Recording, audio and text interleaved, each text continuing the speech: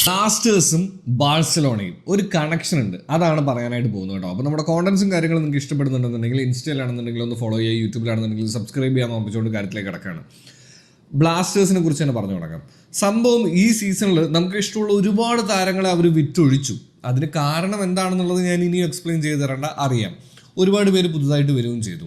പക്ഷെ പല ടീമുകളെ വെച്ച് കമ്പയർ ചെയ്യുന്ന സമയത്ത് നമ്മുടെ ടീമിലേക്ക് വന്നിട്ടുള്ളവരൊക്കെ അത്രയും അപ് ടു ദ മാർക്ക് ആണോ എന്നുള്ളൊരു സംശയമൊക്കെ നമുക്ക് വരുന്നുണ്ട്. പക്ഷേ ഇനി ആ പക്ഷയ്ക്ക് മുമ്പ് ബാഴ്സലോണയുടെ കാര്യം കൂടെ പറയാം. എന്ന് വെച്ച് കഴിഞ്ഞാൽ കോപ്പ ഡെൽ റേയിൽ ഒരു വരവൊക്കെ വരണം കണ്ടു കഴിഞ്ഞപ്പോൾ നമ്മൾ വിചാരിച്ചു ആ കപ്പ് ഇപ്രാവശ്യം ഈസി ആയിട്ട് എടുക്കും എന്നുള്ളത്. ആ സമയത്താണ് സിമിയോണും പിള്ളേരും കൂടെ വന്ന് 4-0 അടിച്ച് ഉറക്കി വിട്ടത് അല്ലേ. ആൻഡ് ഈ 4-0 ഫസ്റ്റ് ലെഗിൽ നമ്മൾ തോറ്റ് നിൽക്കുകയാണെന്നുണ്ടെങ്കിലും സെക്കൻഡ് ലെഗ് വരാനായിട്ടിരിക്കുകയാണ്. പക്ഷേ ഇനി ഈ രണ്ട് പക്ഷങ്ങളെയും കൂടെ ഒരുമിപ്പിച്ചിട്ടുള്ളൊരു കാര്യം പറഞ്ഞുതരാം. എന്ന് വെച്ച് കഴിഞ്ഞാൽ ബ്ലാസ്റ്റേഴ്സിൻ്റെ കാര്യത്തിലാണെന്നുണ്ടെങ്കിലും ബാഴ്സലോണയുടെ കാര്യത്തിലാണെന്നുണ്ടെങ്കിലും ടെക്നിക്കലി ഇത് പോസിബിൾ ആവുമോ എന്ന് വെച്ച് കഴിഞ്ഞാൽ ഇനി ബാഴ്സലോണയുടെ കോപ്പ ഡെൽ റേയിൽ ഈ പറയുന്ന പോലെ സെക്കൻഡ് ലെഗിൽ 4 ഗോളുകളും അടിച്ച് അതിന് മുകളിൽ 1 ഗോളും കൂടെ അടിച്ച് ജയിക്കുമോ എന്നുള്ളൊരു സെൻഷൻ നമുക്കുണ്ട്.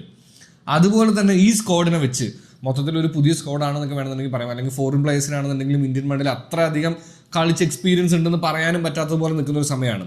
അങ്ങനെ വരുമ്പോൾ കളിച്ച് ഇപ്രാവശ്യം ട്രോഫി അടിക്കും എന്നുള്ളൊരു വിശ്വാസം ഉണ്ടോ, കോപ്പ ഡെൽ റേയിൽ തിരിച്ചു വരാൻ പറ്റുമോ എന്നുള്ളൊരു വിശ്വാസം ഉണ്ടോ എന്നൊക്കെ ചോദിച്ചു കഴിഞ്ഞ് കഴിഞ്ഞാൽ സ്വാഭാവികമായിട്ടും ഇവിടെ നിന്ന് ആലോചിച്ച് കഴിഞ്ഞാൽ ഇല്ല എന്ന് പറയേണ്ടതായിട്ട് വരും. പക്ഷെ ഇവിടെ നിന്ന് ആലോചിച്ച് കഴിഞ്ഞ് കഴിഞ്ഞാൽ അത് പറ്റും എന്ന് നമുക്ക് തോന്നും. കാരണം അതാണ് ഫുട്ബോൾ. ഇനിയിപ്പോൾ ബാഴ്സലോണ എടുത്തുവിട്, നിങ്ങൾ റയൽ മാഡ്രിഡ് ഫാൻ ആയിരിക്കാം, മാഞ്ചസ്റ്റർ യുണൈറ്റഡ് ഫാൻ ആയിരിക്കാം, മാഞ്ചസ്റ്റർ സിറ്റി ആയിരിക്കാം, ജുവൻറ്റസ് ആയിരിക്കാം, ഏത് ക്ലബിൻ്റെ ആയിക്കോട്ടെ, നമ്മളെല്ലാം മലയാളീസാണ്. ഇപ്പോൾ എന്നെ കാണുന്ന മിക്ക ആൾക്കാർ നിങ്ങൾ മലയാളീസ് ആയിരിക്കും എന്ന് ഞാൻ വിചാരിക്കുകയാണ്. നമ്മുടെ ടീമാണ് ബ്ലാസ്റ്റേഴ്സ് അല്ലേ. ആൻഡ് എന്തൊക്കെ കഷ്ടപ്പാടും എന്തൊക്കെ ശോക സീസൺ ആണെന്നുണ്ടെങ്കിലും പറഞ്ഞു കഴിഞ്ഞാലും നമ്മൾ അവരെയൊക്കെ കുറ്റം പറയും, നമുക്ക് ദേഷ്യം തോന്നും. ഇതൊക്കെ തോന്നിയാലും at the end of the day നമ്മളെല്ലാവരും ആഗ്രഹിക്കുന്ന ഒരു കാര്യം എന്താ, കേരള ബ്ലാസ്റ്റേഴ്സ് ISLൻ്റെ ആ ട്രോഫി അതൊന്ന് പൊക്കി കാണണം എന്നുള്ളൊരു ആഗ്രഹം കൊണ്ടാണ്.